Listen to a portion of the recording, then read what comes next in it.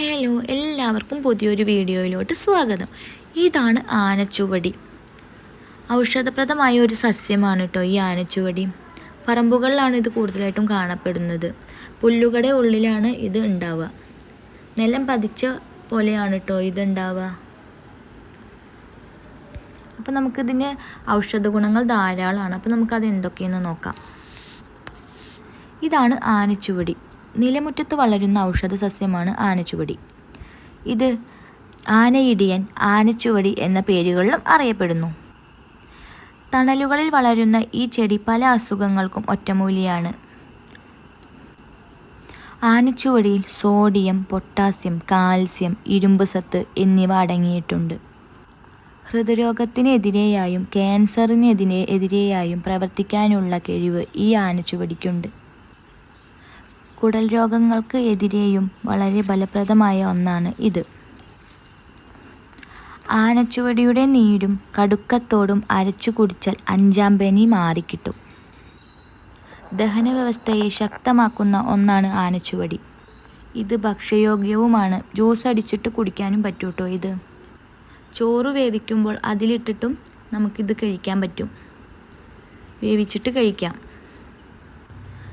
ഹൃദയം, തലച്ചോറ് എന്നിവയുടെ പ്രവർത്തനത്തെയും ഈ ഒരു ഔഷധം മെച്ചപ്പെടുത്തുന്നു. മന്ദരോഗങ്ങൾക്ക് എതിരെയായിട്ടും ഈ ഒരു ഔഷധം ഉപയോഗിക്കുന്നതാണ്. അപ്പോൾ ഈ ചെടി ഉപയോഗിക്കാത്തവരുണ്ടെങ്കിൽ ഈ അസുഖങ്ങൾക്ക് എതിരെയായിട്ടൊക്കെ ഇത് ജ്യൂസൊക്കെ അടിച്ചിട്ട് കുടിക്കാൻ പറ്റുന്ന ഒന്നാണ് കേട്ടോ ഇത്.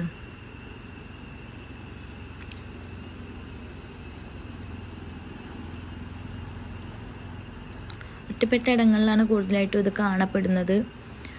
നമ്മൾ പറമ്പുകളിലൊക്കെ ഒന്ന് സൂക്ഷിച്ച് നോക്കിക്കഴിഞ്ഞാൽ പുല്ലുകളുടെ ഇടകളിലൊക്കെ ഇത് കാണാം.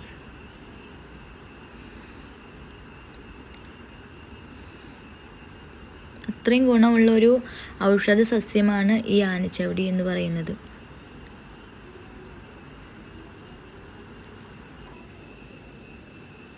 ഈ പുല്ലുകളുടെ ഉള്ളിലാണ് ഇത് ഉണ്ടാവുക കേട്ടോ കൂടുതലായിട്ടും.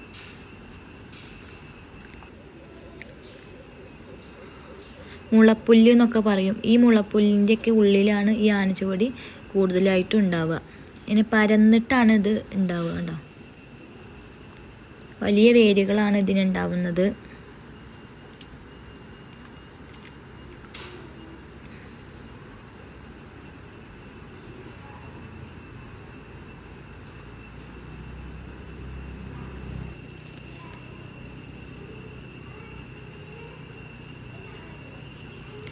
അത്ര പെട്ടെന്ന് നമുക്ക് കണ്ടുപിടിക്കാൻ പറ്റില്ല ഈ ഒരു ഔഷധത്തെ കേട്ടോ.